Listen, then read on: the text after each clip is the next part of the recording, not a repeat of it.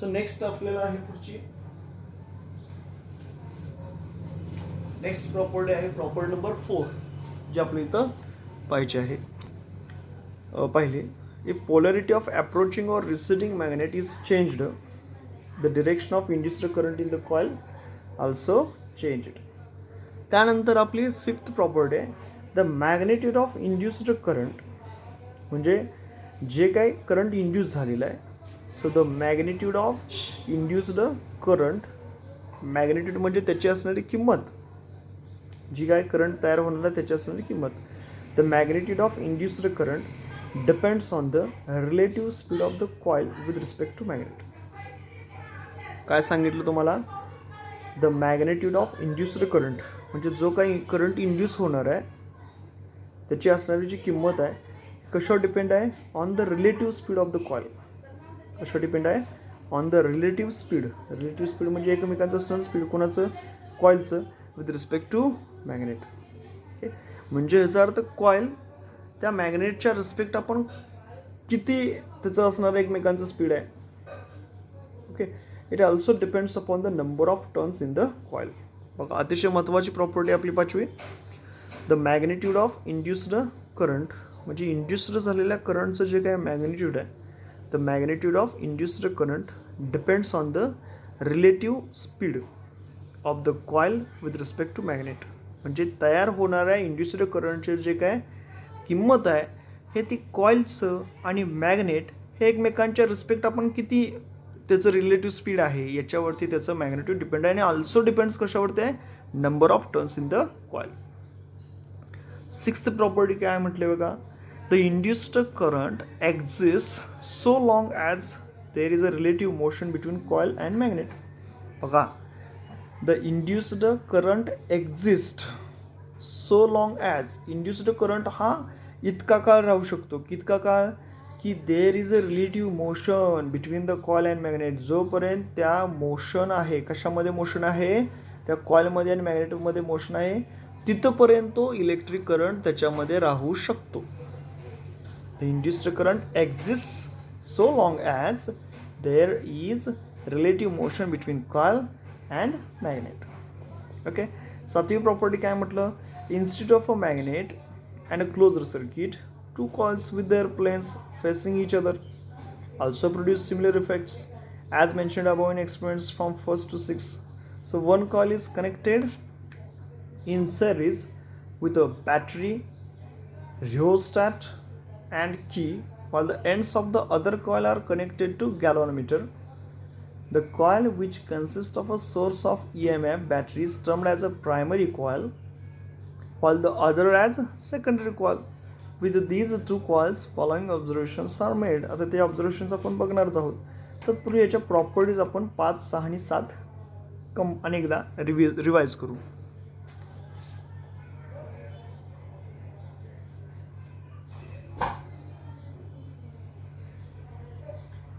तर याच्यामध्ये आपण जनरली 4 प्रॉपर्टी बघितल्या. काय? समजा बार मॅग्नेट जर या मुव्हिंग कॉइलकडे मी आणला असेल तर याच्यामध्ये इलेक्ट्रिक करंट इंड्यूस होतो, त्यालाच आपण काय म्हणतो? Induced current. समजा मी हा बार मॅग्नेट याच्यापासून जर मूव्ह अवे केला असेल तरी सुद्धा याच्यामध्ये इलेक्ट्रिक करंट जनरेट होतो, प्रोड्यूस होतो. मात्र याची असणारी जी डिरेक्शन आहे ती डिरेक्शन कशी असते? फर्स्ट एक्सपेरिमेंट जो आपण पाहिला त्याच्या अपोजिट असते. त्यानंतर आपण थर्ड पॉईंट काय म्हटलं? इफ इन्स्टेड ऑफ मॅग्नेट म्हणजे मॅग्नेटच्या जर ऐवजी if instead of magnet we moving the coil towards the bar magnet, if instead of magnet we moving the coil towards the bar magnet, then again electric current is induced in that coil. त्याच्यामध्ये काय होणार आहे? Electric current induce होणार आहे. Okay, त्यानंतर 4th property काय म्हटलं आपण? If the polarity of that approaching or receding magnet are changed, then the direction of induced current also changes. त्यानंतर आता आपण म्हणतोय 5th प्रॉपर्टी. 5th प्रॉपर्टी काय म्हटलं बघा? The magnitude of induced current induce झालेल्या करंटची जी किंमत आहे, the magnitude of induced current is depends upon the relative motion of coil with respect to magnet. म्हणजे याचा अर्थ जे काय इलेक्ट्रिक करंट त्याच्यामध्ये इंड्यूस होतो, the magnitude of induced current depends upon the relative motion of coil with respect to bar magnet. Okay, तर bar magnet त्याच्या relative किती मुवमेंट होतोय याच्यावरती त्याचं मॅग्नेट्यूड डिपेंड आहे इंड्युस्ड करंटचं. त्यानंतर ही झाली पाचवी प्रॉपर्टी. सहावी प्रॉपर्टी आपण काय म्हटलेलं होतं, the induced current exist so long as if the relative motion of that coil and magnet takes place. जोपर्यंत त्या कॉइलमध्ये मॅग्नेटमध्ये रिलेटिव्ह मोशन आहे तोपर्यंत त्याच्यामध्ये काय होतो, इंड्युस्ड करंट हा तयार असतो. The induced current exist so long as there is a relative motion between coil and magnets.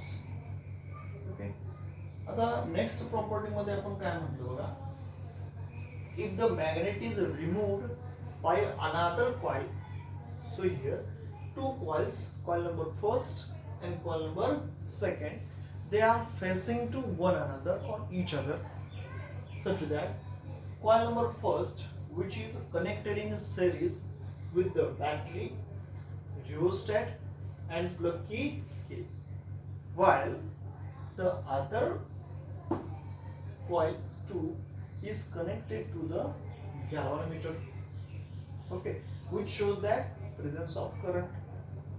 So whenever a potential difference or source is connected to the first coil, so it is called as a primary coil. Whenever the electric current or battery is switched on, then electric current is generated in that coil, such that due to this flowing of the current, the another coil which is near kept to the first coil, and EMF or electromotive force, that is electric current, is generated in the second coil.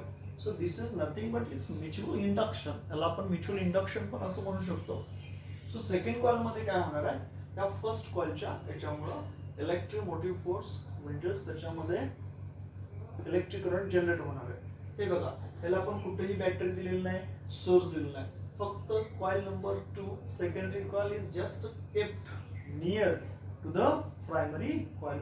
हे एवढंच फक्त आपण केलेलं आहे. काय काय बघितलं आपण पाचवी प्रॉपर्टी बघा, the magnitude of induced current depends on the relative speed of the coil with respect to magnet. It also depends upon the number of turns in that coil. त्यानंतर आपण सहावी प्रॉपर्टी काय म्हटलं, the induced current exist so long as there is a relative motion between the coil and magnet.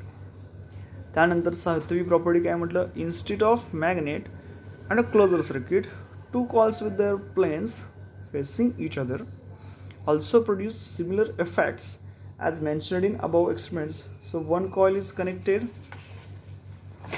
कशाला connect केले बघा, one coil in series with battery, one coil is connected बघा, त्याच्यामध्ये असणारी एक कॉइल कशाला कनेक्ट केली, in series with a battery, rheostat and key, while the ends of the other coil is connected to galvanometer. So the coil which consists of a source of EMF is termed as primary coil, while other is secondary coil. With these two coils, some observations are made. The first observation आहे काय म्हटलंय, when the circuit in the primary coil is closed or broken, a momentary deflection is produced in the galvanometer at the time of make or break. So when the circuit is closed or broken, the direction of deflection in the galvanometer are opposite to each other. When there is a relative motion between two coils with their circuits closed, an induced current is produced in the secondary coil, but it exists so long as there is a relative motion between the coils. आणि third observation आपल्याला इथं काय म्हटलेलं आहे, whenever the current in the primary coil is changed, म्हणजे either हे समजा increase केलं असेल किंवा डिक्रीज केलं असेल, by sliding the rheostat jockey, a deflection is produced in the galvanometer. This indicates the presence of induced current. So the induced current exists so long as there is a change of current in primary coil. The above observations indicate that so long as there is a change of magnetic flux produced either by means of magnet or by current carrying coil inside a coil. So an induced EMF is produced. The direction of induced EMF reverses if instead of increasing the flux is decreased or vice versa. आता याच्यामध्ये 3 observations आहेत. First ऑब्झर्वेशनमध्ये काय म्हटलं आपण, when the circuit in the primary coil is closed or broken, a momentary deflection is produced in the galvanometer at the time of make or break. When the circuit is closed, the direction of deflection in the galvanometer are opposite to each other. Second point काय म्हटलं आपण, when there is a relative motion between the two coils, an induced current is produced in the secondary coil, but it exists so long as there is a relative motion between the coils. Third काय म्हटलं, whenever the current in the primary coil is changed, म्हणजे एकतर तो समजा वाढवला असेल किंवा कमी केला असेल, by sliding the rheostat jockey, a deflection is produced in the galvanometer. This indicates the presence of induced current. So induced current exists so long as there is a change of current in the primary coil. So above observations indicate that so long as there is a change of magnetic flux, okay, inside a coil, an induced EMF is produced. So direction of induced EMF reverses if instead of increasing the flux is decreased or vice versa. So हे याचे 3 observations आहेत. तर काय काय observations बघा. आता समजा हे मॅग्नेट असेल आणि कॉइल असेल, तर दोन्ही आपण त्याच्याऐवजी काय केलं बघा, 2 coils of plane facing each other, it is coil number first आणि कॉइल नंबर सेकंड, हे दोन्ही एकमेकांजवळ येतील असं आपण ऍडजस्टमेंट केली. तर कॉइल नंबर फर्स्ट काय आहे, तर in which battery, plug key and rheostat are connected in series combination, and coil number second which is connected to galvanometer. बघा, coil number first मध्ये काय म्हटलं आपण, याच्यामध्ये हा बॅटरी असेल, त्यानंतर प्लग की असेल, रिओस्टॅट असेल, हे एका सिरीज मध्ये जोडलेले आहेत. म्हणजे त्याला काहीतरी आपण एक्सटर्नल पोटेन्शियल डिफरन्स अप्लाय केला ना, ओके. आणि कॉइल नंबर 2 आहे, त्याच्यामध्ये फक्त आणि फक्त आपण काय कनेक्ट केलं, गॅल्व्हनोमीटर जोडलेलं आहे. So this is called as a primary coil and this is nothing but a secondary coil. They are kept very near to each other. So whenever the current in that primary coil is sent into the circuit, समजा ह्या primary coil मधून जर electric current जर आपण produce केला किंवा flow केला, तर लक्षात घ्या सेकंडरी कॉइलला कुठेही आपण एक्सटर्नल सोर्स दिलेला नाही. So electric current is induced in the secondary coil, means EMF, electromotive force is induced in that secondary coil, because the galvanometer shows momentary deflection. हा galvanometer आपल्याला काय दाखवतो, momentary deflection दाखवतो. Okay, so whenever the battery that is switched on or broken, then what happens? Electric current is induced in that particular secondary coil. त्याच्यामध्ये काय होतो, electric current induce होतो. Okay, so हे झालं आपला फर्स्ट पॉइंट. सेकंड पॉइंट मध्ये आपण काय म्हटलेलं होतं, सेकंड पॉइंट की जेव्हा या कॉइल मध्ये असणारा जो इलेक्ट्रिक करंट आहे, म्हणजे बघा ही बॅटरी आहे, की आहे रिओस्टॅट आहे. So whenever we changing the rheostat or adjust the rheostat or jockey, or by increasing the induced current, okay, समजा तो आपण इंड्युस्ड करंट जर काय केलं असेल त्याच्यामधला इन्क्रीज केला असेल, so corresponding galvanometer shows also different deflection. So corresponding galvanometer मध्ये असणारं डिफ्लेक्शन जे काय असेल डिफरंट असणार आहे. So galvanometer shows deflection.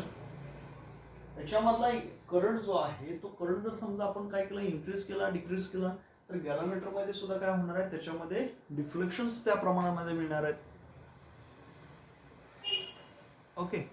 आणि त्यानंतर आपण थर्ड पॉइंट काय म्हटलेलं, so whenever we increasing the value of electric current flowing in a primary coil, then also induced EMF is also changed, and which momentarily shows by galvanometer.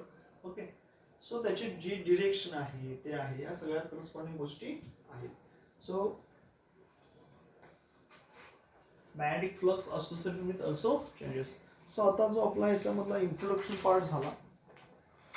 So आता next point आपला जो आहे 12.2 that is Faraday's laws of electromagnetic induction, तो आपल्याला इथं पाहायचा आहे. So next point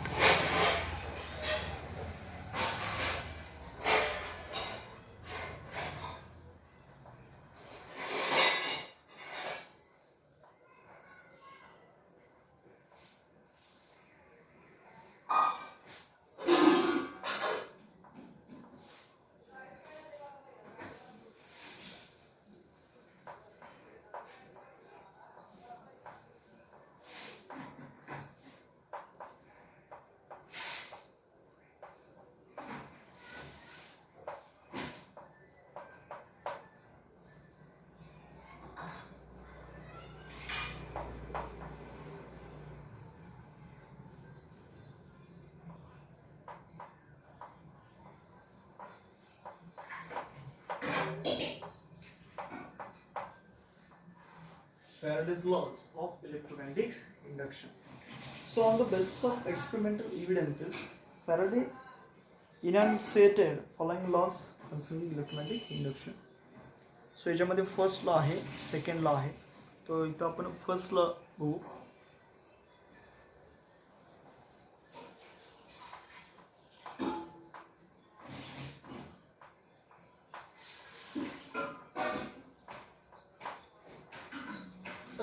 First law, whenever there is a change of magnetic flux in a closed circuit and induced EMF is produced in the circuit. अतिशय simple आहे. Whenever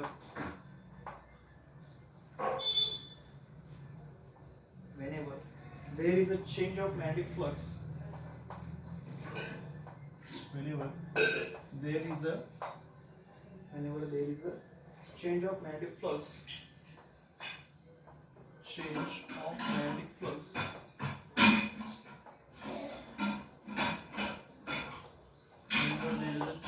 magnetic flux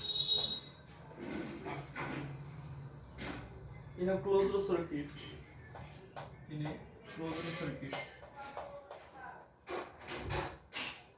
closed circuit, काय म्हटलं बघा, whenever there is a change of magnetic flux in a closed circuit and induced EMF is produced in the circuit, and induced EMF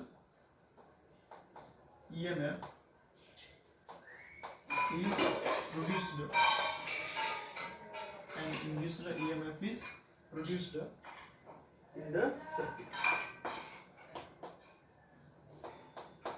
त्याच्यामध्ये काय होतं, EMF produce होतं. So whenever there is a change of magnetic flux in a closed circuit, म्हणजे जेव्हा त्या असणाऱ्या closure circuit मध्ये magnetic flux बदलेल तर induced EMF is produced in the circuit. So whenever there is a change in magnetic flux in a closed circuit and induced EMF is produced in that circuit. This law is a qualitative law, as it law only indicates the characteristics of induced EMF. त्यानंतर आपण इथं बघणार आहोत second law.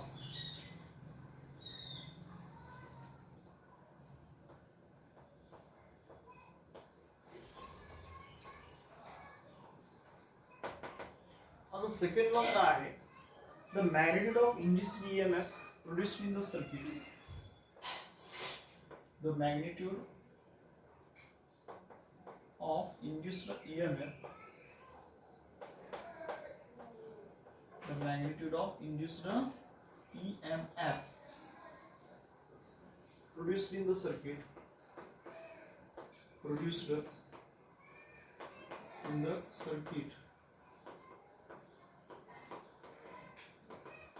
the magnitude of induced EMF produced in the circuit is directly proportional to the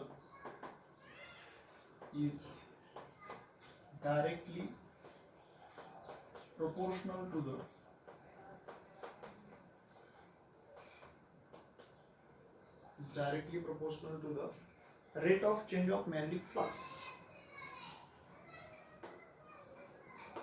Rate of change of magnetic flux. Rate of change of magnetic flux linked with the circuit.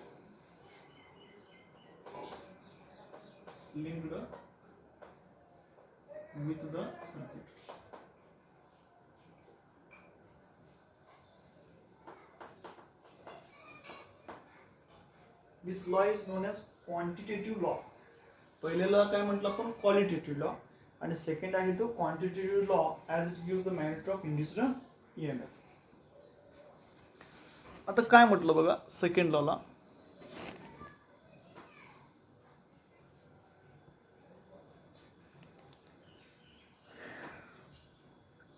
Second law, the magnitude of induced EMF म्हणजे जे काय induced EMF आहे त्याचं असणारं जे magnitude आहे, हे magnitude कसं असतं, the magnitude of induced EMF produced in the circuit is directly proportional to the, ते कशाला डायरेक्टली प्रोपोर्शनल आहे, rate of change of magnetic flux linked with the circuit. Okay, this law is known as quantitative law as it gives the magnitude of induced EMF. If phi is magnetic flux असेल, समजा five म्हणजे आपण काय म्हटलं, magnetic flux, five म्हणजे काय असेल, magnetic flux असेल, linked with the coil at any instant of time t, then the induced EMF is directly proportional to d phi by dt. So E is equal to काय घेऊ शकतो बघा आपण, constant k into D phi by D T. या केलंच आपण म्हणतो constant of proportionality. If E phi and T, समजा ई असेल, फाय असेल आणि टी असेल, are measured in the same system of units, K is equal to 1 असेल, समजा फाय जर त्याच्यामध्ये असणार मॅग्नेटिक फ्लक्स आहे, ओके, काय म्हटलं बघा, if phi is the magnetic flux linked with the coil at any instant of time T, then induced EMF is directly proportional to D phi by D T. So E is equal to काय होईल बघा, K into D phi by D T, where K is a constant of proportionality. If E phi and T are measured in the same system of units, that is K is equal to 1 असेल, तर E is equal to आपण काय लिहू शकतो, D phi by D T. So if we combining these expressions with first law, so E is equal to minus d phi by dt. Phi म्हणजे काय म्हटलं आपण, magnetic flux associated with a single turn, then the total magnetic flux for a coil consists of n turns, so E is equal to minus n d phi by dt. This is also known as flux rule, according to which the EMF is equal to rate at which magnetic flux through the conducting circuit. SI unit काय असणार बघा त्याचं, volt किंवा weber per second. So we have already learned while studying the magnetic effect of current, that is charges in motion, so can exert force, torque, stationary magnets. So now we have observed and Faraday's experiment that a bar magnet in motion can exert a force on stationary charges inside the conductor and causes an induced EMF across the ends of that conductor or generates induced current in a closed circuit.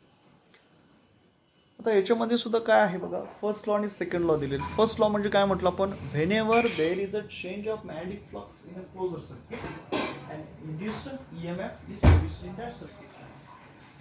Whenever म्हणजे जेव्हा there is a change of magnetic flux, whenever there is a change of magnetic flux in a closer circuit, एखाद्या closer सर्किटमध्ये सुद्धा काय झालं असेल, change of magnetic flux झाला असेल त्या क्लोजर सर्किटमध्ये, and induced EMF is produced in that circuit, तर त्या सर्किटमध्ये EMF काय होतो, इंड्यूस होतो, इलेक्ट्रोमोटिव्ह फोर्स काय होतो, जनरेट होतो. So whenever there is a change of magnetic flux in a closed circuit and induced EMF is produced in the circuit. हा फर्स्ट लॉ आहे जे आपण ऑलरेडी बघितलेलं आहे मगाच्या एक्सपेरिमेंट मध्ये. आता सेकंड लॉ मध्ये काय म्हटलं बाळांनो, the magnitude of induced EMF produced in that circuit, तर लक्षात घ्या एखादा असणारी जी काही मॅग्निट्यूड आहे, the magnitude of induced EMF produced in the circuit is directly proportional to the rate of change of magnetic flux linked with that circuit. समजा induced EMF काय असेल, समजा E असेल, the magnitude of induced EMF म्हणजे E in that circuit is directly proportional to the rate of change of magnetic flux. Rate of change of magnetic flux म्हणजे काय म्हणू शकतो आपण, d phi by dt. So here phi is the magnetic flux. Phi means काय, magnetic flux associated with that coil in time t.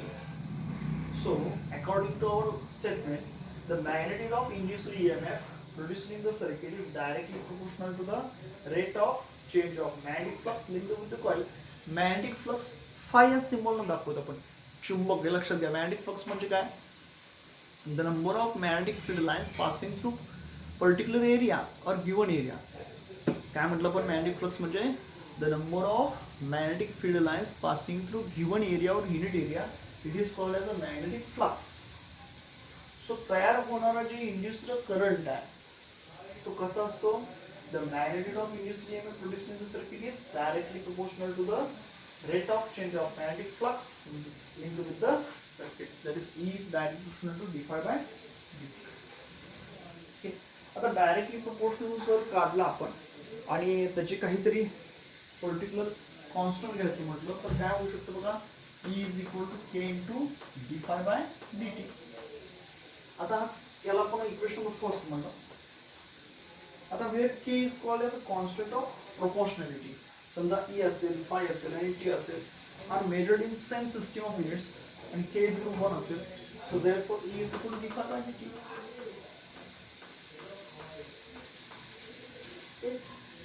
So if we combine this expression with the first law, whenever there is a change of magnetic flux in the closed circuit and induced EMF is produced in the circuit, so therefore we can write E is equal to minus d phi by dt. त्यानंतर direction त्याची opposite असणार ना. Okay, so phi is flux associated with a single turn, then the total magnetic flux phi for a coil consisting of n terms. So phi is equal to n phi dash असं लिहू शकतो.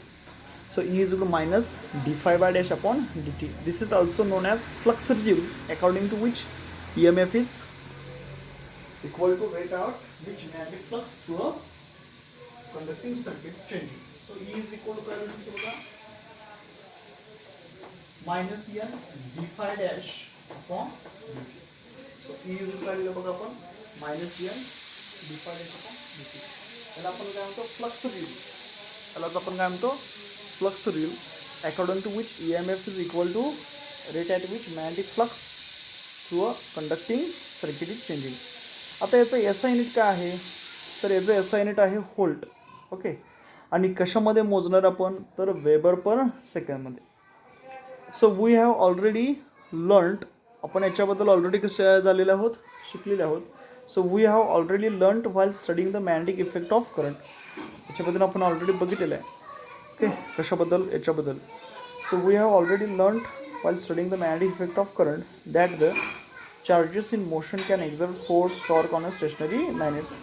So we have observed in Faraday's experiments that a bar magnet in motion can exert a force on the stationary charges inside the conductor and causes an induced EMF across the ends of that conductor or generates induced current in a closed circuit. Okay, so next point आता आपण बघणार आहोत next लेक्चरला, आणि तो point आपला आहे बघा lens law. So next point आपण इथं बघणार आहोत lens law, HFE lens.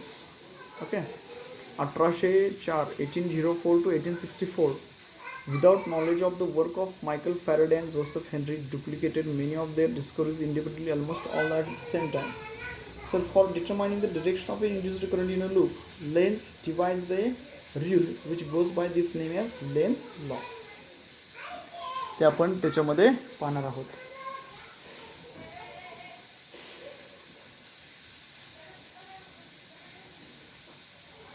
Okay, ठीक आहे. Do study well. Okay, bye. काय डाऊट असतील तर व्हॉट्सअप करा, माझा नंबर तुमच्याकडे आहे. ओके.